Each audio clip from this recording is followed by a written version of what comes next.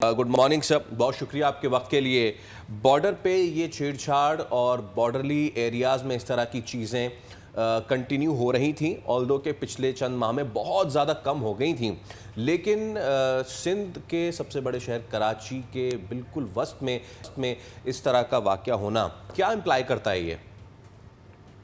देखिए, कराची में जो वाक़या हुआ है, इसमें कोई दो राय नहीं है कि इसका नेगेटिव इम्पैक्ट तो बहुत ज़्यादा है। पाकिस्तान का सबसे बड़ा शहर है, उस शहर के बीच में वाक़या हो, और वाक़या भी हमारी जो प्राइम सिक्योरिटी एजेंट जो कानून नाफिज करने वाला अदारा रेंजर, उसके हेडक्वार्टर में।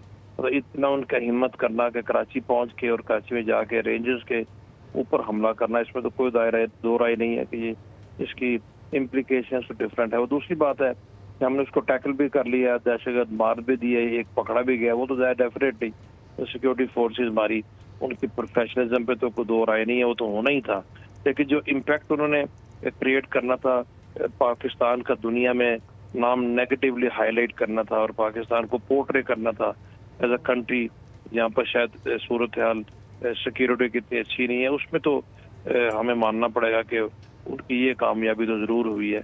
बाकी ये जो लोग अफगानिस्तान से आते हैं, मुसलसल आ रहे हैं, हमारा उसके ऊपर रिएक्शन बिल्कुल ठीक है, हम जस्टिफाइड भी हैं, हमने पहले भी ये कहा था। लेकिन हकीकत यह है कि जितना सब्र तो अमल का स्टेट हमने मुजाहरा किया है अभी तक, शायद ही दुनिया में किसी ने किया, और हमारी कोशिश हमेशा से ये रही है कि दुनिया को बावर कराया जाए कि हमारी रिस्पॉन्सिबिलिटीज तो है, वो तो हम पूरी कर रहे हैं, लेकिन at the same time international community को उसके ऊपर कान धरने चाहिए, क्योंकि टेररिज्म का मसला सिर्फ हमारा मसला नहीं है, ये दुनिया का मसला है। और सेकेंडली, हम ये भी नहीं मैसेज देना चाहते कि हम अफगानिस्तान के लोगों के अगेंस्ट है, हम कोलैटरल डैमेजेस को भी अवॉइड करते हैं। इस तरह की जंग में, इस तरह की सिचुएशन में कोलैटरल डैमेज को अवॉइड करना बड़ा मुश्किल काम होता है, लेकिन अभी तक हमने वो किया है। और कल भी जो हमने स्ट्राइक्स की हैं अफगानिस्तान के बॉर्डर एरिया में, उसमें हमने हार्ड कोर दहशतगर्द मारे हैं, और वो तो हम कर रहे हैं, हम करते रहेंगे, हमारा हक है सेल्फ डिफेंस का।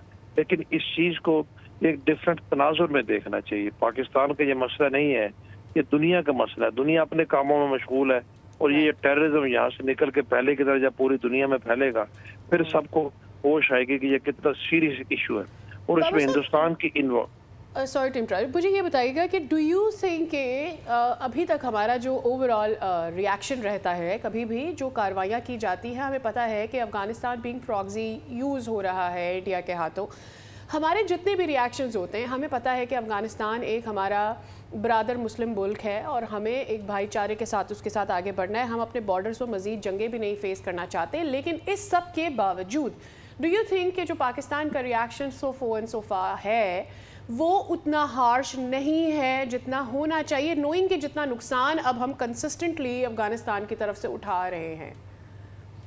मैंने वही कहा ना, जो रिएक्शन हमारा ये भी अभी भी मेजर्ड रिस्पॉन्स जिसको कहते हैं ना, हमारा मेजर्ड रिस्पॉन्स है। हम एस्केलेशन लेडर को ऊपर नहीं लेके जाना चाहते, और मेजर्ड रिस्पॉन्स इसीलिए है कि मैंने आपको पहले कहा कि हम एक जुम्मेदार रियासत का सबूत देते हैं। बट आपकी बात ये बिल्कुल ठीक है कि कब तक हम ये करते रहेंगे और हमारे अपने लोगों का कीमती जानों का नुकसान होता रहेगा, और दुनिया में हमारा नाम जो है ना वो नेगेटिव रिपोर्ट होता रहेगा। I think it's high time now, और जो डिसीजन मेकर्स हैं उनके ज़हन में ये बिल्कुल बात है, और वो मुझे पूरा यकीन है कि आइंदा आने वाले दिनों में ये होता नजर भी आएगा। इनकी लीडरशिप को टारगेट करने की जरूरत है, इनकी लीडरशिप जिधर भी है उसको टारगेट करने की जरूरत है। और हमारी जो अफगानिस्तान के मुतालिक जो हमारे जो इंफॉर्मेशन है, जो जितना हम अफगानिस्तान को हम जानते हैं, दुनिया में कोई नहीं जानता।